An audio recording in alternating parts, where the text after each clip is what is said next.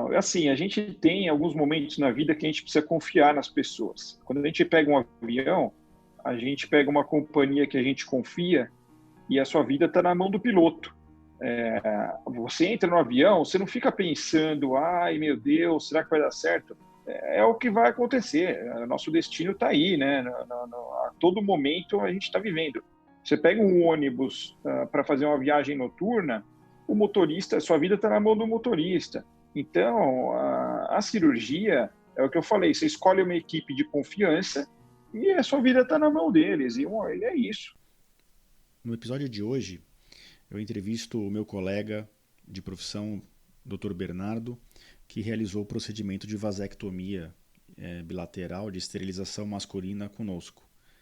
Nessa entrevista, a gente tenta dar uma visão bem completa sobre o tema, as motivações, ansiedades, todo o processo burocrático e cirúrgico e os cuidados no pós-operatório, além de quebrar alguns mitos, alguns paradigmas que eram associados à vasectomia.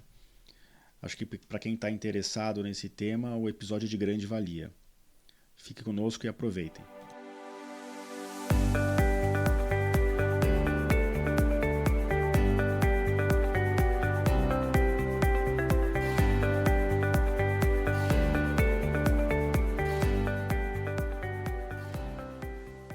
Bem-vindos ao podcast Conversa Aberta com o Urologista. Meu nome é Giovanni Marchini, sou médico urologista formado pela Faculdade de Medicina da USP e serei o anfitrião desse show.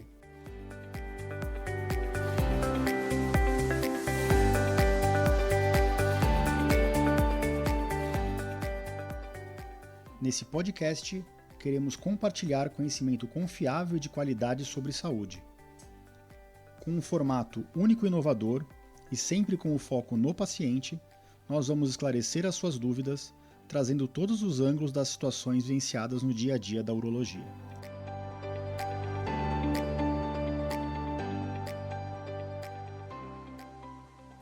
Bom dia a todos.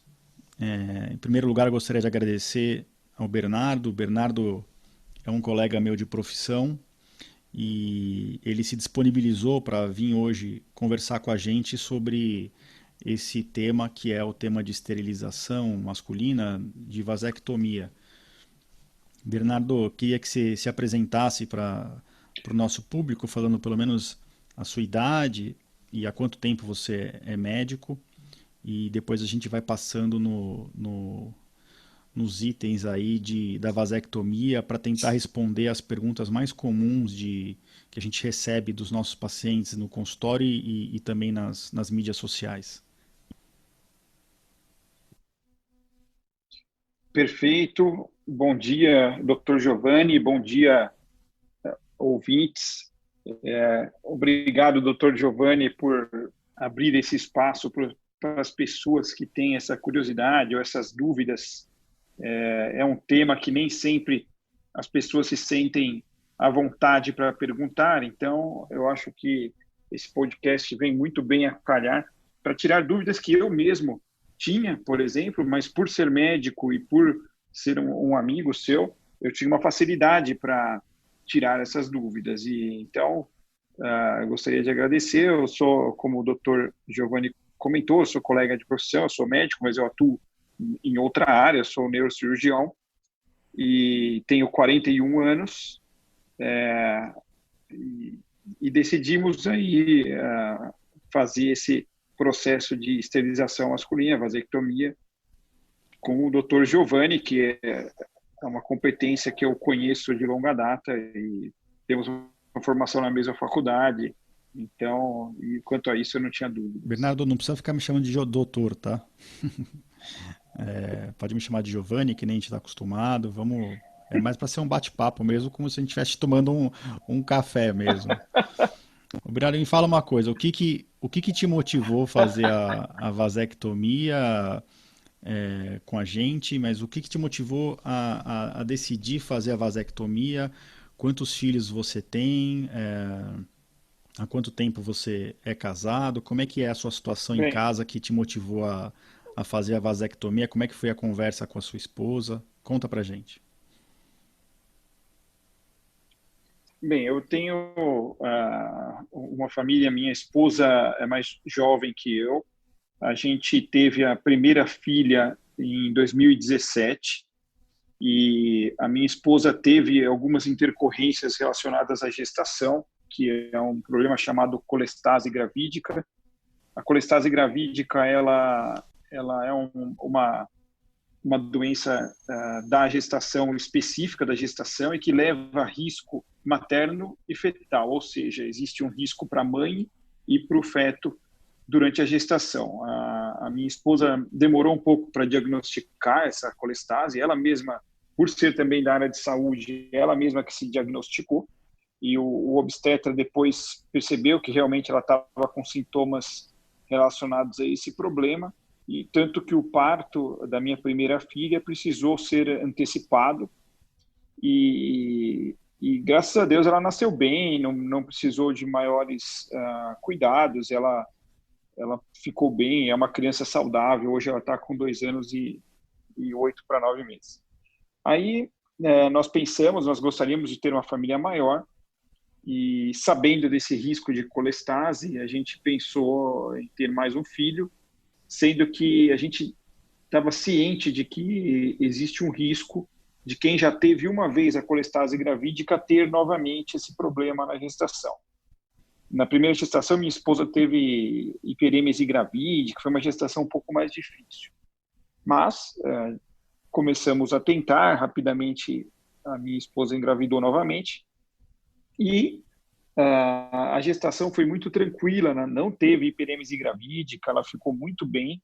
Porém, quando estava depois no terceiro trimestre, né, já chegando no final da gestação, houve minha esposa começou a se sentir mal, ela começou a lembrar da época da minha primeira filha e rapidamente ela começou a apresentar sinais de que estava com uma colestase, né, que é uma urina amarronzada, um pouco de mal-estar, náusea. Então, quando ela colheu o exame para ver a função do fígado e bilirrubinas, já estava muito aumentado e o parto precisou ser antecipado dessa vez com 34 semanas, né, uma idade gestacional pré-termo, né, minha bebezinha estava ainda terminando a formação, mas não teve, como ela piorou rapidamente, não deu tempo de fazer muita, não deu tempo da gente se programar e foi um parto de urgência. E também, graças a Deus, mais uma menininha, nasceu bem e ela precisou ficar na UTI porque ela nasceu de 34 semanas, não tinha nem 2 quilos e ficou na UTI para receber os cuidados do bebê pré-termo. Mas, graças a Deus, evoluiu super bem. Ela está com 8 meses agora e com desenvolvimento, graças a Deus, normal. Então, a gente gostaria de ter mais filhos, porém, frente ao risco enorme de uma colestase, a colestase ela leva a morte fetal, morte súbita fetal, né, no terceiro trimestre. A gestação vai bem a gestação inteira e subitamente a criança, o feto morre. Então, frente a esse risco grande, e ela já teve na primeira, a segunda foi mais grave, porque foi com menos tempo de gestação e rapidamente piorou. Então, a gente optou pelo risco de doença da mãe e do feto por não ter mais filhos. Então, a minha esposa ainda debilitada por causa do parto recente, etc., eu achei que o melhor caminho era realmente eu fazer a vasectomia, que é uma cirurgia extremamente simples, né? Muito mais simples do que fazer laqueadura de trompas, né, da mulher. É uma cirurgia bem menos invasiva e com uma recuperação muito mais simples. Então, optei por fazer. E essa é a história do porquê que eu decidi, então, encerrar a nossa prole, vamos dizer assim, porque, infelizmente, um problema de saúde que não daria para expor esse risco novamente. Já tivemos 2 filhas, as 2 são lindas e saudáveis e está de bom Você sabe tamanho. que essa motivação, né, é bem comum hoje em dia, depois de 2 filhos, mas mesmo às vezes com um filho só, tem muito homem que procura a gente para fazer a vasectomia exatamente por um motivo da esposa, né, feminino, Às vezes foi um parto complicado, às vezes a esposa tem um problema cardíaco. Outra motivação comum é a esposa ter um problema com a parte hormonal das pílulas, e aí aumenta o risco de trombose e com alguma complicação. Minha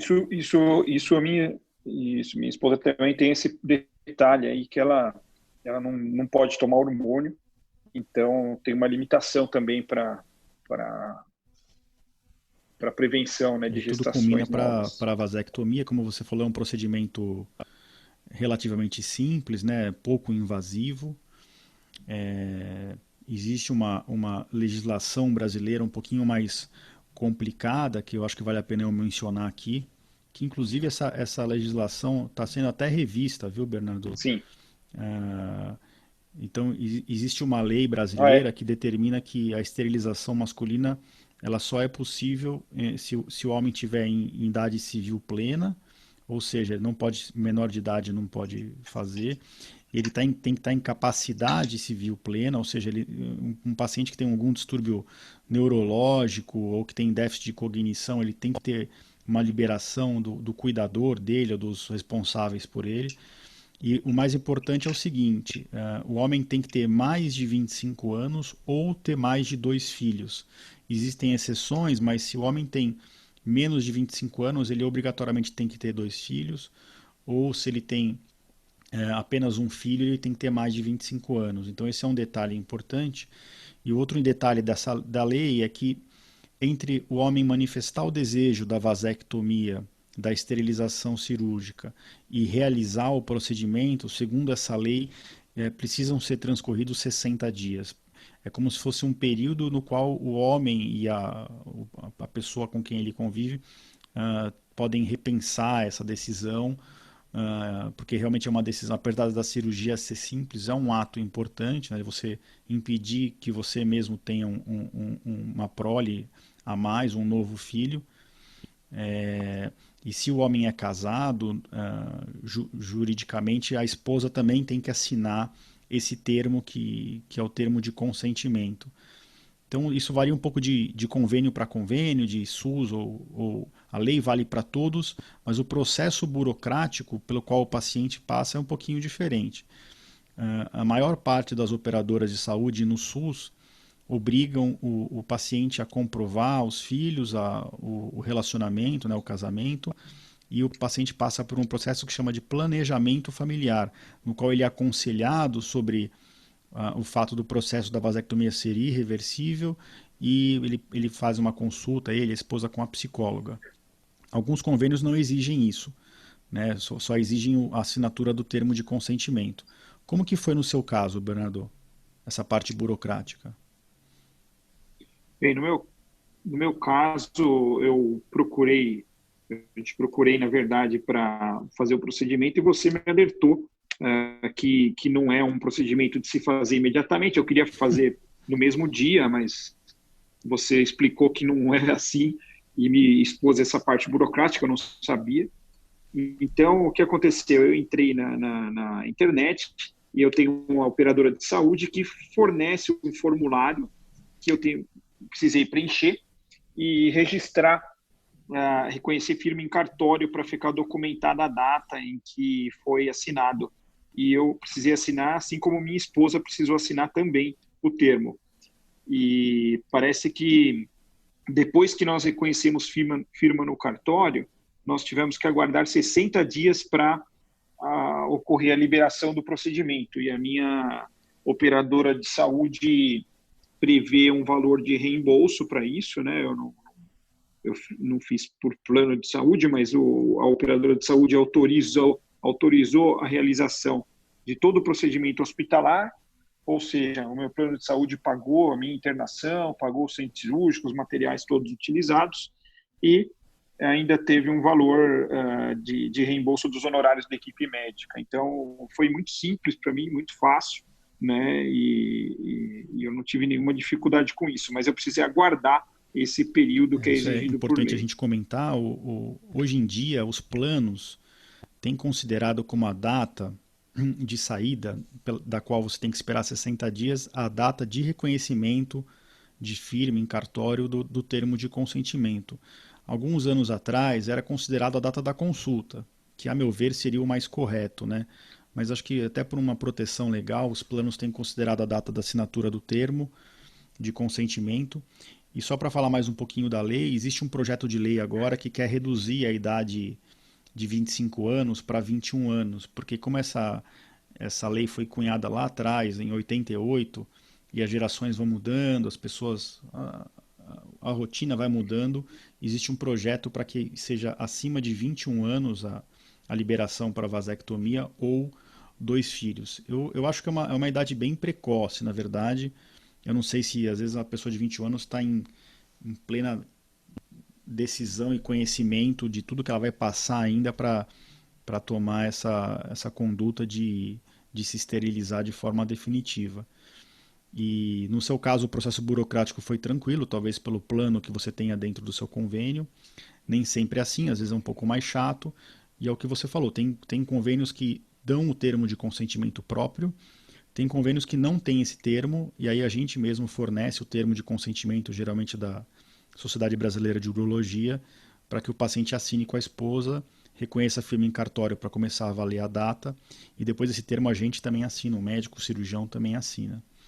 E como que você decidiu fazer com a gente aqui da nossa clínica, Bernardo? O que pesou, o que pesa numa decisão de escolha de médico para você como médico na hora de fazer um procedimento cirúrgico? Acho que isso é importante porque nem sempre fica claro para os pacientes como que se escolhe um médico. E aqui estou falando no contexto geral, não a respeito de mim, tá? O que você olha quando você vai fazer um tratamento com o médico? O que você busca na hora antes de marcar uma consulta para escolher o médico com quem você vai passar? Bem, primeiramente, a gente precisa confiar no médico. E para confiar no médico, a gente precisa ter boas referências. As referências que eu tinha do Giovanni eram ótimas. Por quê? Primeiro, porque nós estudamos na mesma faculdade, e eu sei que é uma faculdade considerada das melhores do país, e dificilmente um médico formado lá tem uma formação insuficiente técnica, né? Não basta ter uma boa formação técnica, porque a gente sabe que existe uma avaliação pessoal de como lidar com essa formação. Então, além disso, é preciso ter uma competência e mostrar que você realmente faz um trabalho bem feito. Eu conheci o Giovanni como médico assistente já no Hospital das Clínicas da Faculdade de Medicina da USP, e um médico referência lá dentro. Tivemos oportunidade de trabalhar juntos em outras questões, e a seriedade e compromisso do Giovanni é algo que é notável assim que você o conhece. Você vê que ele é extremamente sério, competente, não é uma pessoa acomodada, é uma pessoa que está sempre estudando, sempre querendo melhorar. Então, para mim, essa confiança que eu tinha no Giovanni foi determinante. Eu conheço muitos urologistas, inclusive eu conheço muitos outros também que são extremamente competentes, mas o Dr. Giovanni é um médico que é jovem, embora não é um médico recém-formado, é um médico que tem experiência e jovem. Isso para mim é muito importante, porque ele está no pico, assim, vamos dizer, da forma técnica, e, e isso é algo que eu considero muito importante. Eu também sou cirurgião, né? Eu sou neurocirurgião, e eu sei que nós temos que passar essa confiança que nós temos, na verdade, não só na cirurgia, mas em tudo na nossa vida, né? Compromissos, eles são os mesmos, seja ele cirúrgico, seja ele um compromisso de escrever um capítulo de um livro ou escrever um artigo científico. Nós trabalhamos muito, né? E honrar o compromisso é algo que não pode ser feito só às vezes, ele tem que ser feito sempre. E o Giovanni nunca me decepcionou, assim, sempre pude contar com ele. Então isso faz uma diferença Bom, grande. Bernardo, obrigado pelas palavras aí. Acho que Imagina, é verdade.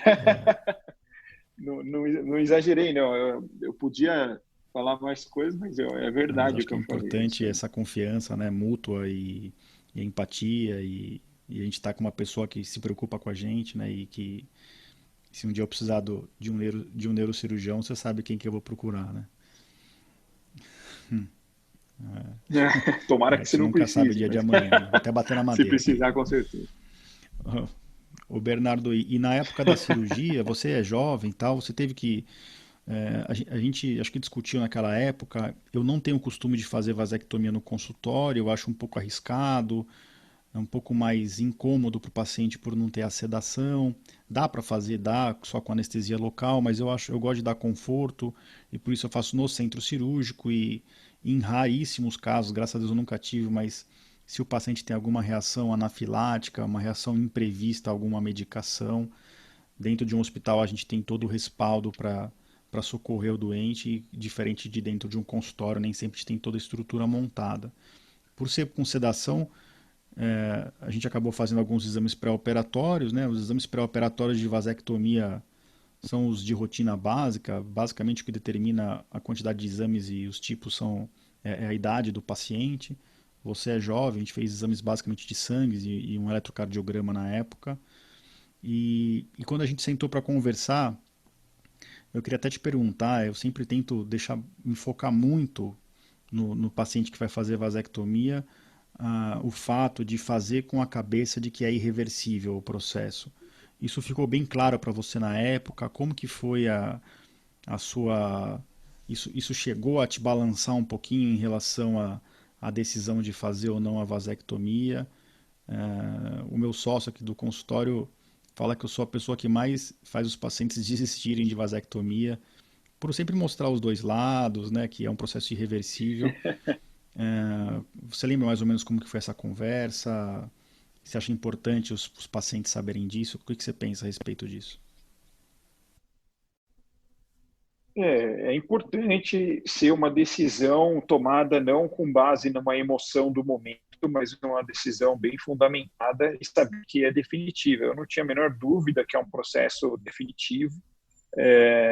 Como eu contei a minha história, a minha esposa tem um risco para ela e para o feto na gestação, então não é aconselhado que nós tenhamos mais filhos. Então, quanto a isso, eu não tinha dúvida.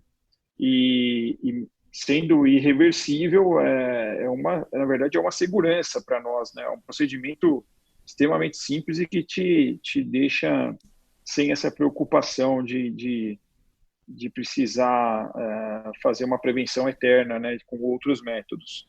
Então, eu não tinha dúvidas em relação à minha decisão. Conversei com a minha esposa.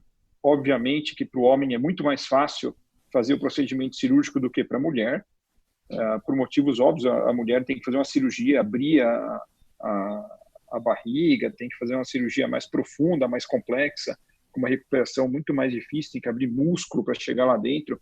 O homem não, o homem é uma cirurgia mais simples, né? A nossa cirurgia, como o Dr. Giovanni falou, é possível até fazer em consultório, mas eu optei por fazer conforme a decisão do Giovanni, porque eu penso assim, o médico que faz o procedimento cirúrgico, ele está habituado a fazer da maneira dele. Então, eu acho que quanto menos a gente der opiniões e der pitaco, é melhor para ele, porque ele fica à vontade e faz como ele está acostumado. Se você começa a criar dificuldades ou mudar a rotina do colega, você pode ter algo imprevisto, que não é recomendado. Então, eu deixei o Giovanni à vontade, perguntei para ele como ele faz. Ele falou que prefere que seja com uma sedação leve, em ambiente hospitalar, né, pela esterilidade, pelo conforto para o paciente, não sentir dor, não percebe. Assim, eu vou te falar, eu cheguei no centro cirúrgico, o colega anestesista rapidamente me deu uma medicaçãozinha. Eu lembro que para mim passou instantaneamente. Eu ouvi me chamando, Bernardo. Aí eu falei, e aí, vai começar? Na verdade, já tinha acabado. Foi extremamente bom, eu não senti absolutamente nada, né, durante o procedimento. Um descanso muito confortável, não tive nenhuma reação assim de enjoo, passar mal, dor de cabeça, não tive nada. Simplesmente foi um piscar de olhos, assim. Fechei o olho, a hora que eu acordei já tinha resolvido. E então foi muito confortável. Se eu precisasse fazer novamente, faria sem dúvida. E se eu precisasse recomendar para alguém fazer, também eu não teria a menor dúvida de recomendar. É um procedimento extremamente simples. Eu não consegui. Eu lembro que eu fiz, acho que numa sexta-feira à noite, porque eu trabalho muito. O doutor Giovanni recomendou 3 dias Isso. de folga, né, doutor Giovanni? Eu não lembro, mas eu lembro que eu não conseguia ficar 2 dias.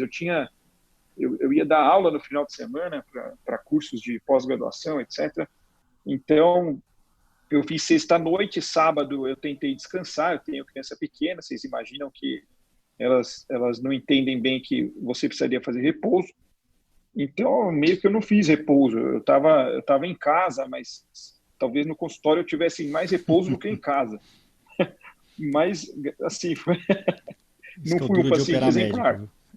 E segunda-feira eu estava trabalhando. É, e voltei a trabalhar segunda-feira normal e passei super bem. Nem lembrava que tinha operado, né? A gente tem a cabeça muito ocupada e como a cirurgia foi muito lisa, vamos dizer assim, não teve nenhuma intercorrência, é como se não tivesse operado, nem percebia que tinha A grande operado. vantagem de Estava fazer no centro normal. cirúrgico com sedação é isso, você não sente a picada, você não tá. Na hora que vai fazer anestesia local também não tem aquela ansiedade. E o pós-operatório é super tranquilo, a gente até pede esses 2, 3 dias mais de descanso em casa. Mas a ideia realmente é que o paciente tenha um processo tranquilo, porque acho que ninguém merece ficar tendo dor. No dia da cirurgia, você lembra qual que era o seu maior medo no dia da cirurgia? Estava com alguma ansiedade no dia ou você estava super tranquilo, Bernardo? Olha, deixa eu lembrar, eu estava super tranquilo. Minha preocupação era porque eu fui operar na sexta-feira à noite e eu queria ir embora no mesmo dia, né? Eu não queria dormir no hospital. Então, minha preocupação era mais quem ia cuidar das minhas crianças para minha esposa me buscar no hospital, porque ela não queria que eu pegasse um Uber. Que bom. Isso Era mostra que você isso. foi para a cirurgia super tranquilo, né? Suas preocupações suas preocupações não Tranquilíssimo. tinham Eu a ver sou uma com o pessoa ato tranquila. cirúrgico em Não, si, né? não, assim, a gente tem alguns momentos na vida que a gente precisa confiar nas pessoas. Quando a gente pega um avião, a gente pega uma companhia que a gente confia e a sua vida está na mão do piloto. Você entra no avião, você não fica pensando, ai meu Deus, será que vai dar certo? É o que vai acontecer. Nosso destino está aí, né? A todo momento a gente está vivendo. Você pega um ônibus para fazer uma viagem noturna, o motorista, sua vida está na mão do motorista. Então, a cirurgia é o que eu falei. Você escolhe uma equipe de confiança e a sua vida está na mão deles. E é isso. Não tem que ficar com muita história, não. Você está na melhor mão. Se for para acontecer alguma coisa, é o destino. Eu E não que tenho o bom menor que problema você com isso. passa essa confiança e acho que é o mérito das pessoas com quem a gente trabalha, né? Você também operou numa instituição boa, então Sim, um hospital de ponta em São Paulo que, assim, eu tenho, graças a Deus, uma operadora de saúde que ajuda nisso. E, e isso, é claro, né, ajuda sim. A estrutura hospitalar traz uma segurança também para nós, né, que se tivermos qualquer tipo de intercorrência, eu sei que a estrutura para me perfeito. acudir lá é E no excelente. pós-operatório inicial, não sei se você lembra, mas a gente deixou você com um suspensório, né? Porque a cirurgia é feita com uma incisão única ou dupla na região. Eu E usou lembro, eu alguns dias de lembro. suspensório, né? Esse suspensório aí, ele é engraçado, porque ele dá uma aumentada no volume, aí você sente até galã de filme, né? Você fica com um suspensor Exato. enorme lá. Tem homem que não, tem Então homem é que não se engraçado. adapta, né? A gente pede para deixar uma cueca mais justa, Mas você acabou, acho que, usando uma semana o suspensório. E a gente pede para ficar uma semana sem relação, né? Às vezes incha um pouco a região operada, às vezes faz um pouquinho de Sim, equimose ou de hematoma, mais pela infiltração do anestésico no final do procedimento. E depois de uma semana pode voltar a ter relação, mas sim. sempre protegida, né? E agora você vai fazer o seu exame de acompanhamento, né? Que é o espermograma. A gente espera 2 meses para fazer, porque da onde a gente secciona o ductozinho onde passam os espermatozoides, desse ponto de secção para frente até o canal da urina, do pênis, ainda sobram espermatozoides, então a gente pede para ter pelo menos 20 ejaculações, né, entre voltar a ter relação sexual com 7 dias da cirurgia até a coleta do espermograma com 2, 3 meses, tem que ter 20 ejaculações, seja por relação sexual ou por masturbação, para limpar esse canalzinho, né? E você está nessa fase agora de fazer o espermograma, né? Sim, eu preciso fazer um espermograma. Como eu falei, eu trabalho bastante, então é difícil a gente parar as coisas para fazer, mas eu vou fazer esse exame para ter a certeza, né? E aí, finalmente, não precisar mais me preocupar com essa parte de outros métodos que são necessários Perfeito. até hoje. E eu sou um cara que sigo o que o doutor falou, então não pode, eu tenho que me precaver, mesmo porque é um motivo de saúde, se minha esposa engravidar, é um risco de saúde, então eu realmente tenho que manter outros Bernardo, métodos a gente por acabou enquanto. passando em branco por essa parte, mas agora falando do espermograma, eu lembrei, você até tinha me perguntado, né, e essa é uma pergunta bem comum, se antes da vasectomia precisa fazer um espermograma basal, você até tinha um espermograma antigo colhido quando você, antes de engravidar, né, antes de ter as suas 2 filhas, mas não é um exame que a gente Isso. pede de rotina no pré-operatório, a gente só faz mesmo com 2 a 3 meses depois no pós-operatório. Tá? Acho que é uma mensagem importante para quem está ouvindo. Bom, eu queria te agradecer de novo por passar todos os pontos aí do procedimento que você passou. E queria te perguntar se você tem alguma mensagem final para quem está ouvindo, se você tem mais algum conselho para. Eu tenho sim, porque eram coisas que eu pensava, por exemplo. Em primeiro lugar, se vai doer depois que você fez o procedimento. Obviamente, um pequeno desconforto na região, porque você fez um procedimento cirúrgico, mas dor mesmo não tive. Eu não sou uma pessoa que tenho queixas de dor, então raramente eu tomo algum analgésico na minha vida. Eu precisei usar Novalgina, que é um analgésico que eu considero excepcional. Eu usei Novalgina por cerca de 3 ou 4 dias. Eu tomei de manhã e de noite, tomei 2 vezes por dia. E depois disso, eu parei de tomar. Acho que eu tomei um dia à noite, porque estava um pouco de desconforto, mas eu tomei muito pouco analgésico pós-operatório. E não é incômodo a dor, né? Como eu falei, a gente tem muita ocupação na cabeça, não presta nem atenção que fez procedimento cirúrgico, né? Então a dor é muito pouca, pelo menos no meu caso, quase não tive dor. E outra coisa que a gente fica curioso é se vai alterar o volume do esperma, né? E, e é uma curiosidade que eu tinha, né? E não altera. A verdade é que parece que está igual, né? Que você não mudou nada. Então é algo que não muda você. Se você e a incisão é tão pequena que hoje, por exemplo, não dá nem para ver que eu fiz um procedimento. Então é algo que fica oculto, vamos dizer assim. É uma incisão extremamente pequenininha e já cicatrizou, está na linha mediana que tem a RAF, não dá nem para perceber que tem uma incisão ali. Então não mudou nada, não mudou nada. E eu acho interessante, porque eu pensava, acho que vai ter um volume menor. Essa Nada, dúvida nada, é você bem nem comum percebe. também, bem interessante. Eu tinha acabado esquecendo de mencionar, e alguns trabalhos antigos até sugeriam que a vasectomia teria relação com disfunção erétil, né, dificuldade de ereção, aumento do risco de câncer de próstata e infarto. E isso caiu tudo por terra, eram trabalhos de metodologia muito ruim. Na verdade, a vasectomia não aumenta nenhum risco de nenhuma outra doença no nosso corpo e só 5% da quantidade do nosso líquido ejaculado é do testículo, a maioria vem da próstata, da vesícula seminal. Então é o que o Bernardo falou, a quantidade de esperma não muda praticamente nada, não é imperceptível a mudança. A única diferença é que o líquido que está saindo ali não tem mais os espermatozoides, mas a quantidade de líquido é praticamente a mesma. Obrigado por lembrar disso, que realmente é uma dúvida muito frequente nos nossos pacientes.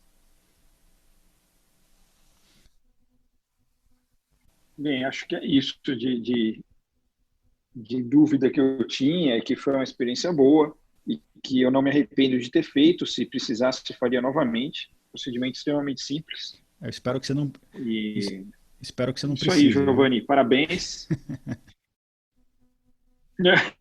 Não, acho que está resolvido. Eu vou fazer o exame para confirmar, mas acredito que em breve eu É, não terei mais nenhuma preocupação. E parabéns pela iniciativa aí parabéns pela iniciativa de fazer um podcast sobre esses temas, que, como eu falei, a gente tem muita curiosidade sobre essas coisas e muitas vezes a gente tem vergonha de perguntar, ou mesmo não tem tempo. E a forma de podcast é muito acessível e muito prática e vai ajudar eu que bastante gente. agradeço aí pelo incentivo. Você sabe que todos os projetos relacionados à medicina a gente acaba discutindo, você sempre incentiva e só tenho a agradecer e realmente a ideia do podcast nosso aqui é levar informação de qualidade para os pacientes para que eles cheguem nos procedimentos, nas consultas com um pouco mais de embasamento. E isso facilita a vida deles, né? Pode tomar a decisão com maior segurança para ele, para a família. E acho que esse é o nosso objetivo maior desse projeto do podcast. Mais uma vez eu queria te agradecer, Bernardo, por Perfeito. participar nesse caminho inicial do nosso podcast e por eu sei como quão valioso é o seu tempo e como é difícil a gente conciliar as agendas. Então, obrigado mesmo por topar participar e por disponibilizar esse seu tempo para dividir esses conhecimentos e esses fatos com os nossos ouvintes.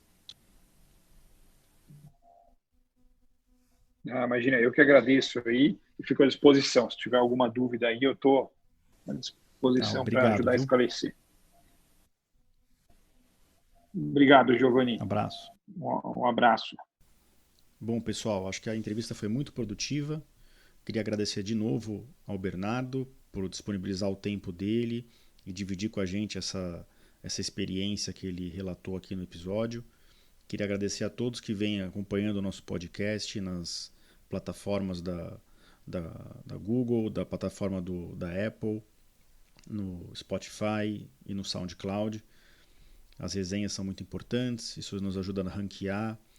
Eu queria agradecer as pessoas que têm deixado as notas 5, mesmo as que têm feito as críticas construtivas, que eu estou aprendendo ainda ao longo dessas semanas de gravação. Nós já estamos com mais de 120 downloads de episódio, então isso mostra que a gente está no caminho certo e estamos engatinhando, né? A ideia sempre é compartilhar conhecimento, continue nos enviando as suas dúvidas, nós vamos trazer as respostas da melhor forma possível.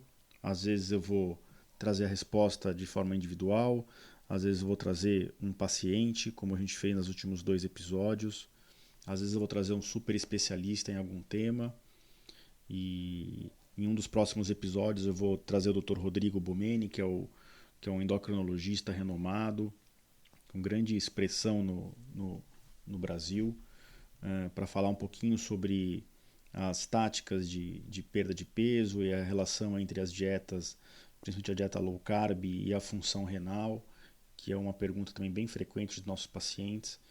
Eu acho que a cada episódio a gente vai crescendo, eu vou aprendendo a melhor forma de dividir esse conhecimento com vocês e espero que vocês continuem com a gente. Sempre lembrando que os nossos episódios podem ser ouvidos direto no meu site, no www.ourologista.com.br/podcast/episódio 5 para esse episódio de hoje. Lá a gente consegue interagir, deixar comentário, vira um bate-papo. E sobre vasectomia eu tenho um artigo bem extenso, bem aprofundado também, que acho que agrega ainda mais nessa entrevista de hoje. Tá bom? Vamos nos vendo por aqui. Grande abraço a todos.